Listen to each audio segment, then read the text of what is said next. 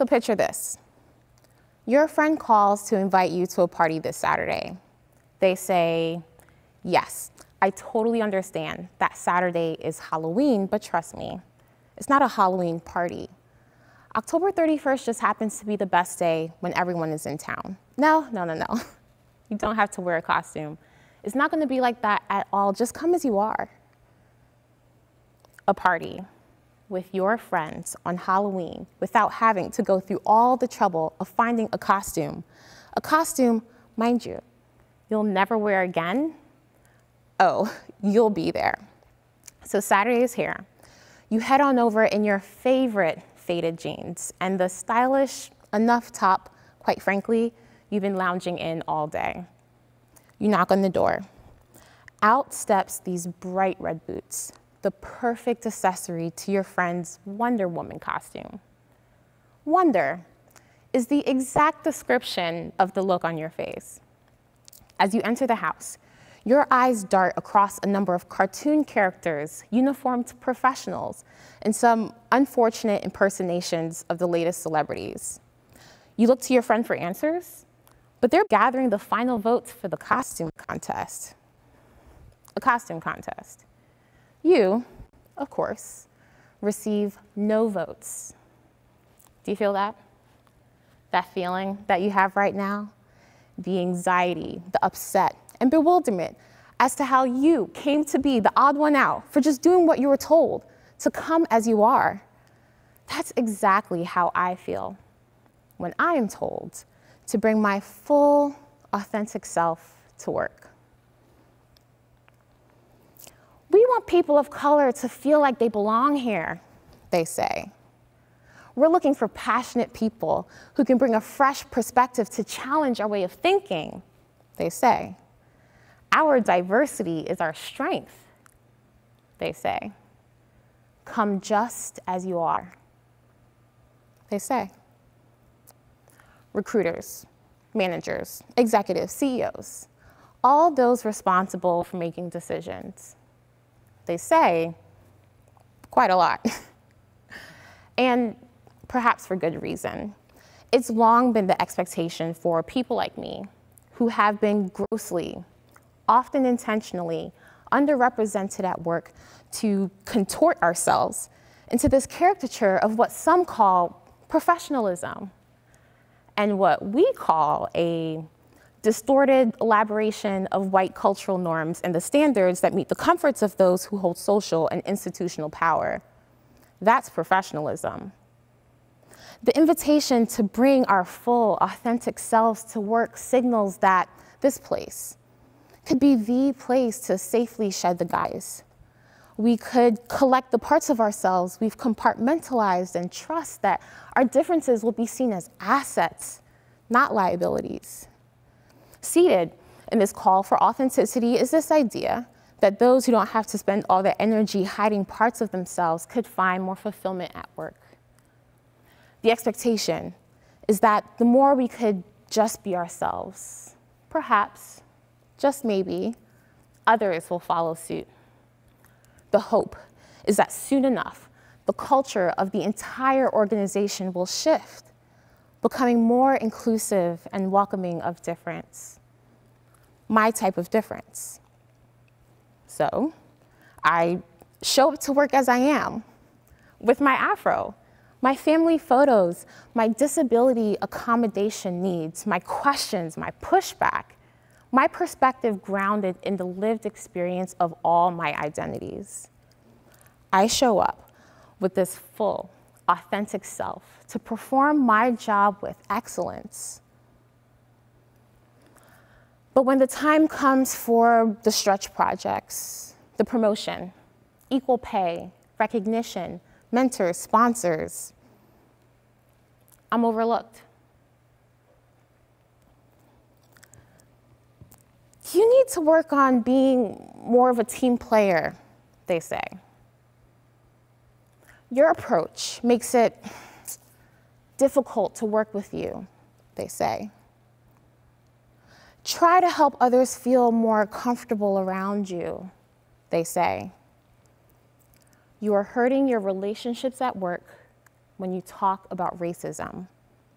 They say, no promotion, no mentor, no votes. We cannot compete in the costume contest without a costume and expect to win. The call to brave work with more authenticity undeservedly disadvantages people of color. Those of us who are already burdened with the task of chronically battling bias. With precision, the work to shift culture is designed to cost us our own mental and physical health. If who we are makes us as difficult, as they say, then this demand for our authenticity compromises our careers. Listen, the fact is this: one person, or even a few people coming just as we are, cannot change company culture. How would change happen alongside rewards for coded definitions of fit?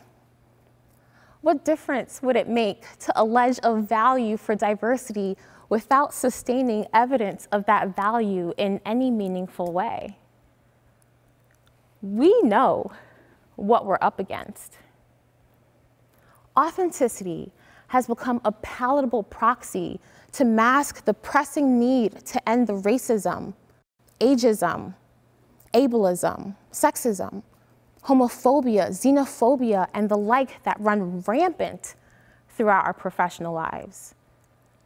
Without accountability to examine these systems of bias and power, the call for authenticity fails. It fails to question who is in the room, who sits at that table, and who gets to be heard. It fails to demand that we reveal the truth about how racism impacts decisions about who's in the room, who sits at that table, and who gets to be heard. What many people of color find is that even when we are in the room, sitting at that table, stating firmly, "I am speaking," very few people are actually listening. It can start to feel like our bodies are wanted in the room, but not our voices. Look, I know what that's like. A couple years ago, at the end of a senior leadership brainstorming meeting, I was called into an unscheduled check-in with an executive. She sounded enthusiastic about how my contributions helped move the project forward, so it surprised me when she then suggested that in future meetings, I should try to be more agreeable to help give others a win. If I did have feedback, she advised that I send it over email instead. Honestly, I was taken aback. Like, here I was feeling like my contributions mattered, that my seat at that table had proved pivotal to the success of our work together. Excitedly, I felt a lightness, ideating alongside my colleagues without reserve. The work was riveting, so I opted outside of my usual guardedness. I stopped hiding my opinions. I worried less about those constricted norms of how I should express myself. For the first time, I felt like I could take off that costume so many of us have to wear. Clearly, that was a mistake. At the end of her comments, I tried to keep it real with her. I said, "Your advice is consistent with the way women of color, Black women especially, are treated at work."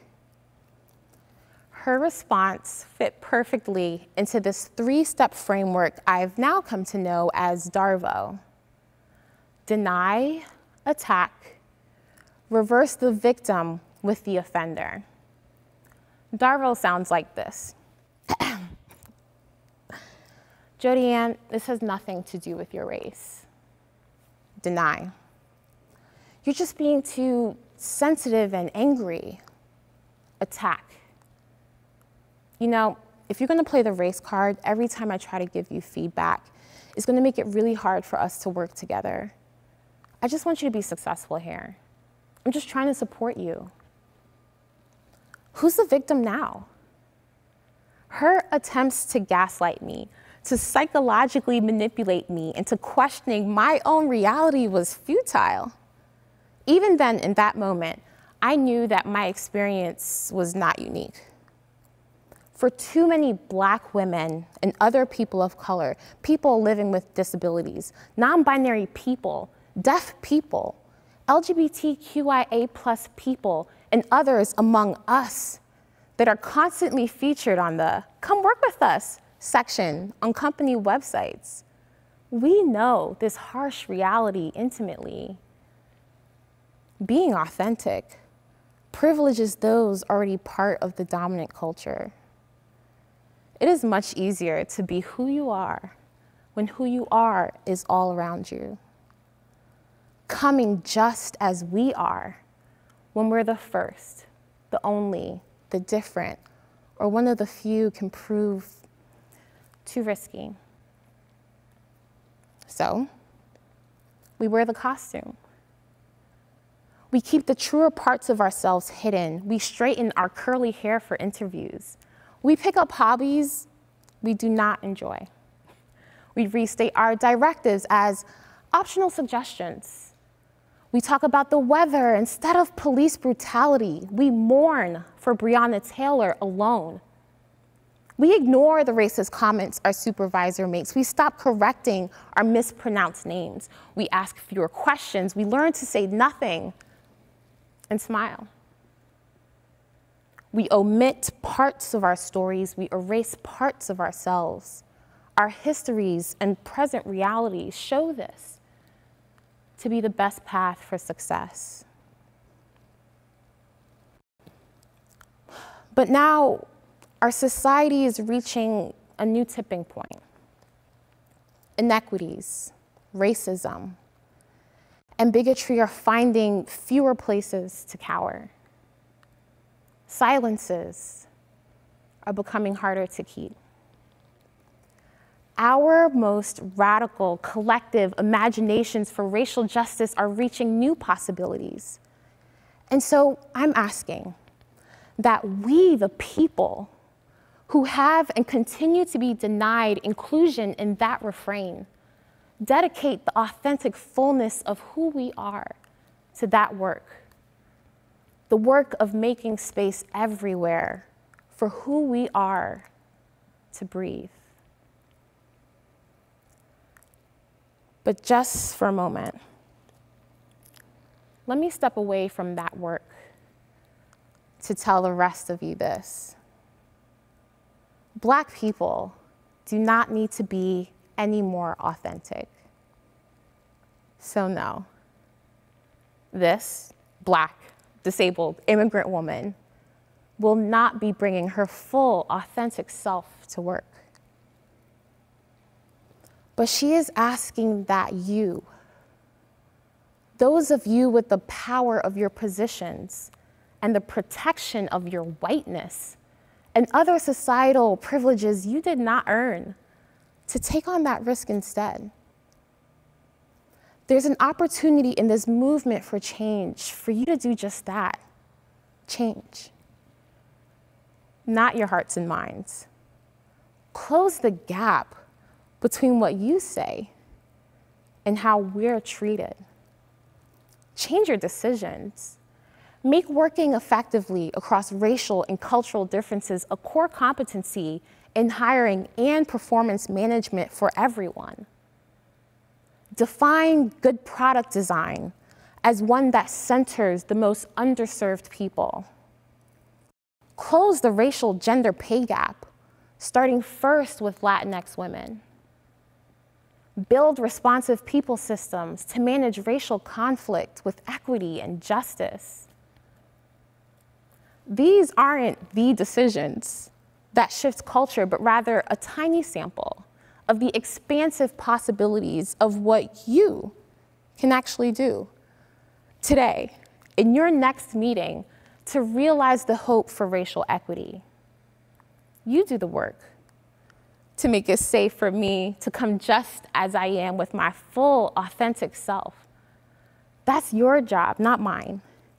It's your party, not mine. You set the rules and rewards. So I'm asking you, what will it take to win in your contest? Thank you.